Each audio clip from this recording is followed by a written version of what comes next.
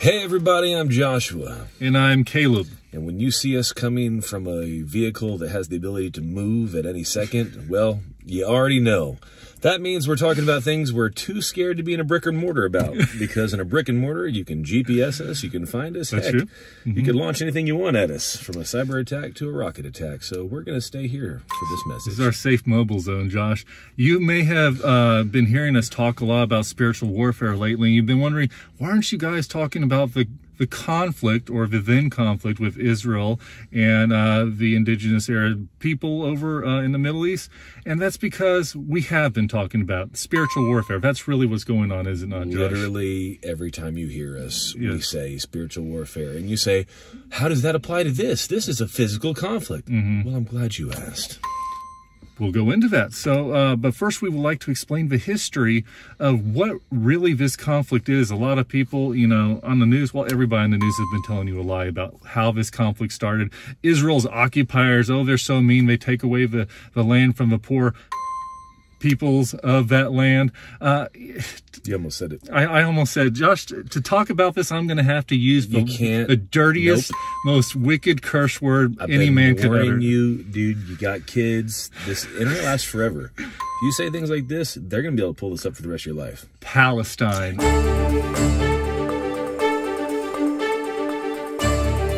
Oh, I feel so dirty saying it. Sorry, guys. I had to say Palestine because... Now, before you get offended, shut your mouth and listen for a second. We know how the internet works today. Everybody gets real excited and jumps on a hashtag and thinks they know everything about it. And I've seen some pretty cool memes. But let's actually do some history before you get on a bandwagon that you're not associated with. We love you. There never has been, nor ever in the history of mankind, a country of Palestine, or Palestinian people that are residents of this country of Palestine. This is all a farce. There's been a territory that may have been referred to as Palestine. You say, I open my Bible, I look in the back of that atlas, and it says Palestine in there. Well, guys, anti-Semitism is a big thing, even amongst the church. Replacement theology being taught, that just shows you the extent of the disinformation going on around that. Let's be honest, if you're reading the back page of the Bible only, if you're looking at the notes from the editor, like, what are you doing, dude? Read the actual Bible itself. All right, where did this name first began? Go back in 135 AD, Josh. The Roman Emperor Hadrian had a conflict with a Jewish uprising, people who were trying to take their land back. You know about the 70 AD diaspora when Titus, the Jews were just spread across the world. There was always a remnant of Jews, Josh, that stayed in Israel. Throughout history, there's always been Jews living there. And so in Emperor Hadrian goes in there, and to mock the Jews that he just ran out of their land, what does he do? He calls it Palestine. He calls it Palestine after the ancient old enemy feud with the Philistines that the Jews had. But the Philistines, those guys, they built... They lived in the desert, right? And they were brown, and they had like pyramids and stuff like that. I know everybody thinks, you know, Goliath, the Philistine, these were like, you know, dark Semitic people, but they were really seafaring people from the Adriatic Sea, from the Greek islands. They were fair-skinned. They weren't really these land dwellers that you think of, but yeah, they still... Palestine. That name didn't really stick too long. We know that during the Crusades that was going on, the people, the Crusaders that took over the area called it the Kingdom of Jerusalem. And it wasn't until the British took over that territory, and back in 1920 they renamed it Mandatory Palestine. Now, guys, I know you love the British. Yeah. I've been to the UK many, many times. Yes, you have. How many of you are going to stop going to Starbucks today and buy tea only? Any of you? Is Starbucks going to lose $1 billion tomorrow because you're going to start drinking tea because the British had the best idea?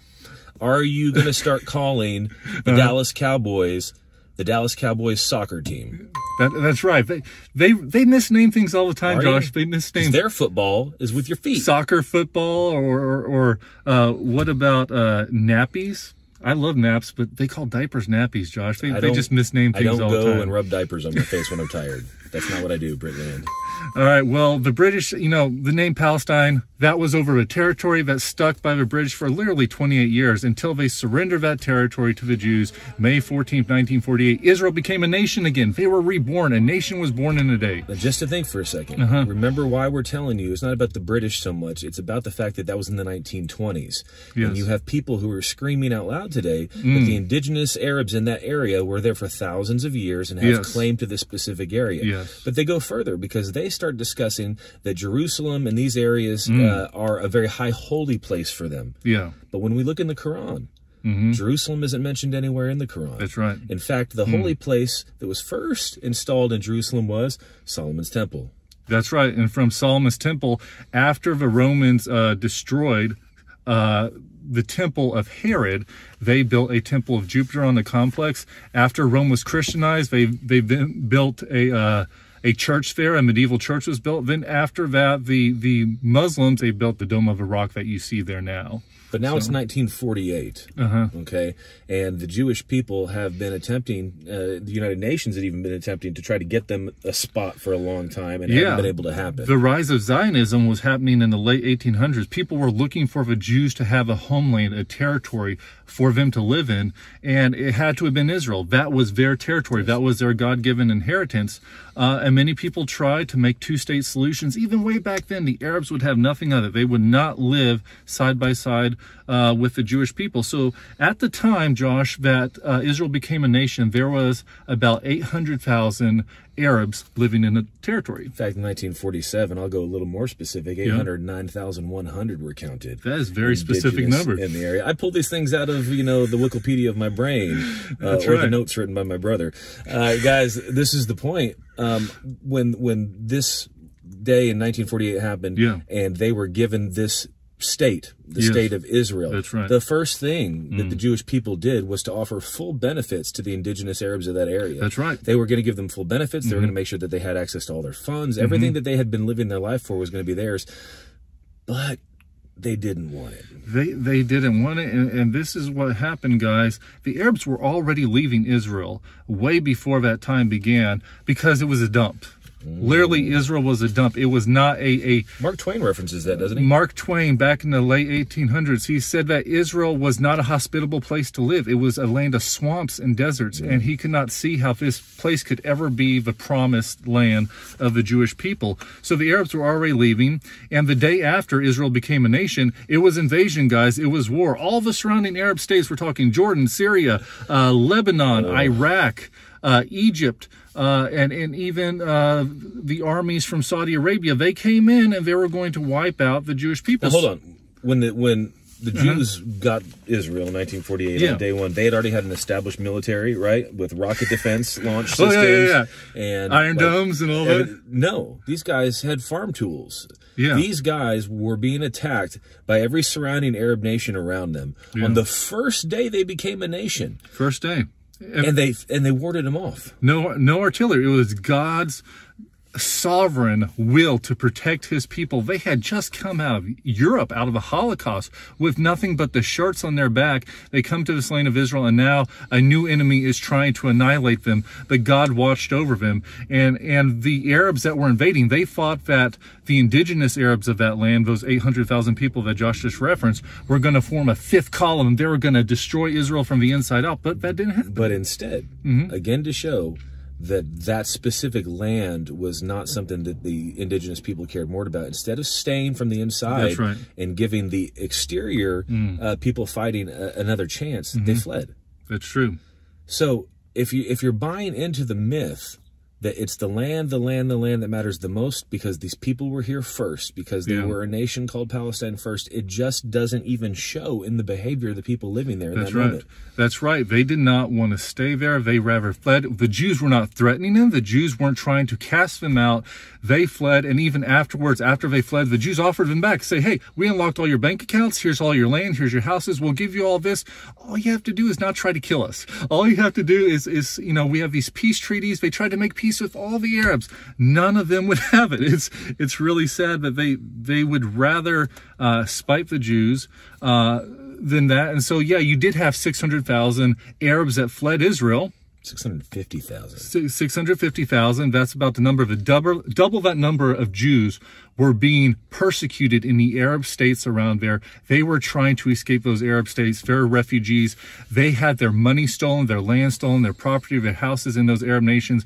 They came to Israel with nothing but the shirts on their back, making aliyah. So let's catch you up. So at this point, if in 135, Emperor Hadrian was the first person to use the word Palestinian. Yeah. And then in the 1920s, the British people resurfaced this word to use it as that area. That's right. Why do we call it today? Well, the next guy that shows up is a little nice, kind humanitarian, quote, quote, quote, quote, quote, by the name of Yasser Arafat. He was such a good guy. He was such a good guy that the first thing he wanted to do to try to, you know, get his point across was in the 1972 Olympics in a place called, what, Munich, Germany? What happened there, Caleb? He created this terrorist organization called the PLO, a Palestinian Liberation Organization, to liberate the, quote, Palestinians. He decided to murder the Jews, the Jewish athletes. Oh, in the Olympics, where the whole world's at. Yeah, see, he tried all these acts of terrorism to wipe out the Jewish people, but that wasn't working, so he decided to use a manipulatory route to deceive the people. He created the biggest PR hoax in all of history. He decided to rename the Arab indigenous people in the territory of Israel Palestinians, and that's where we get that name revived today. Now, I am not a mathematician. I'll be the first to say that. It's 2021. Okay. That was in the 1970s. What's 2021 minus 1970s? Is that thousands of years? Math? No. Or is it like in the 40s? So this word, the now Yasser Arafat coined these Arab refugees as Palestinians, only happened a little over 40 years ago, guys. That's true. So since that time, there's been numerous peace plans. We've talked before in this very vehicle about the peace plans that all these different nations have tried, the United Nations, America. Man, how many peace plans have we set up, and they've all been rejected. Israel has accepted every single peace plan. They've given up every single territory, every single one of their rights to live in a two-state solution side by side with these Palestinians, but they would have none of it still to this day. Ariel Sharon back in 2005 tried to gift wrap Gaza Strip, tried to jumpstart a peace plan and say, here, you don't even have to become a free and country, a nation state. We're just going to give you this land, the Gaza Strip. You can live there. They stripped the Jews out of that land, Josh. They took, out of their homes. They took the Jews that had been living there. They kicked them out. Yes. They gave the Arab people, they gave them businesses, lands, water plants, basically everything, a full city to live completely. Already set up with everything you would need. And the people, the Arab people there, who love the land so much, they care about the land because it's their indigenous land, right? They burned it all to the ground. They burned it all to the ground to spite the Jewish people. And so they've been decrying all these years, they live in squalor and poverty. They live in destitution because of the Jews. All the United Nations and the states surrounding, they've given financial resources to these Palestinians. When you do the math again, talking about not being a mathematician, how much money has been given to these Arab indigenous people? Hundreds of billions of dollars every year. So if hundreds of billions of dollars have been given to these people, then why do they not have wealth, and why do they live as refugees? In y'all's words, why are they sitting there being impoverished and whatnot? Because their leadership is corrupt and is taking that billions of dollars for the few to live on the fat and plenty, and for the majority of their people to live in squalor. And what do they use for the rest of the money? To buy weapons, to buy rockets. So they can shoot at everybody else. We literally, the United States of America, have paid for years for them to fire rockets into Israel. We have funded a terrorist state. It's not even a state, the Palestinian people, to shoot rockets into Israel. Back in 2018, though, Trump said enough is enough. President Trump said, we're not going to fund these Palestinians to attack, to engage in acts of terror. He withdrew the funds. We're about to reinstate those funds under the new administration. But it's really, it's a sad thing. Israel, it's a complicated thing, Josh. Israel does not want to hurt the Arab people. Israel wants to bless them. Israel has tried to bless them. The Arabs that live as citizens of Israel, they have more rights than any other Arab in any other country, more freedoms, more plenty, because the Jews are a godly people. They want to bless them. So in case right now you're enraged or you're confused because all the memes that you've read have focused on details that they want you to believe are all there is to the story. Yes. They've shown you death counts and said, look, the Israelis have killed this many children Yes. and this many women, but they have not spoken on the tactics of the warfare that was going on. They haven't told you that the Arab indigenous people over there are shooting rockets out of hospitals, that they're shooting them out of homes, that they're shooting them out of areas in which there are civilians, so that the fire strike going back will hit civilians. That's you true. are dealing with a culture in the Arab people that celebrate death. They do. They believe in their religion that death brings you straight to heaven. If they sacrifice their wives and their children, if they die in honor, then they will go to heaven and their family's going to go to heaven. And so, guys, the problem that you're dealing with is that the Israelis are defending their people and their lives by the same thing that any other form of warfare on the planet would do. You shoot back at the people shooting at you. That's true. But you know what the Israelis have done? They've gone a step further. Because 48 hours in advance, they drop pamphlets all over the area. Leaflets. And they say, we're going to go ahead and bomb here. If you don't want to get hurt, leave. That's right. They warn them in advance. They warn them in advance. Nobody does that. Do you think that America goes out and they're like, hey, you guys just shot at Pearl Harbor. We're going to drop some pamphlets over here and let you know that we're about to harm you. That's true. Israel has done what they can do. Yes. To defend the land that God promised their forefathers, Abraham, Isaac, and Jacob. Now, if you're not a believer, then that may mean nothing to you. Yes. If you're one of those individuals that think there is no religion, that man, that's where we draw the line, maybe that doesn't mean anything in your heart. But a step beyond religion in the humanity sphere is looking at the reality and the history of people's actions. And if you want to stand up against Israel and say that they are greedy people who have fought over land, we're talking about a piece of land that's not even as big as New Jersey.